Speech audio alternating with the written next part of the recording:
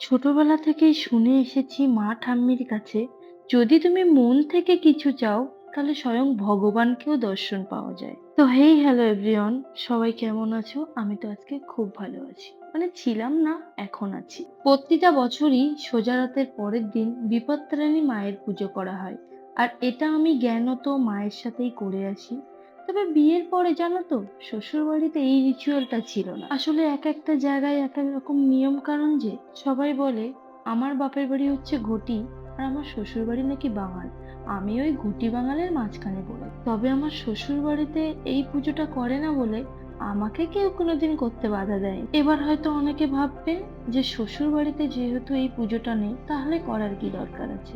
আমি তাদেরকে একটু বলে রাখি, আমার মন থেকে ইচ্ছা হয় বা ভালো লাগে, আমি এই মায়েকে ভক্তি করি, সেই জন্য করি।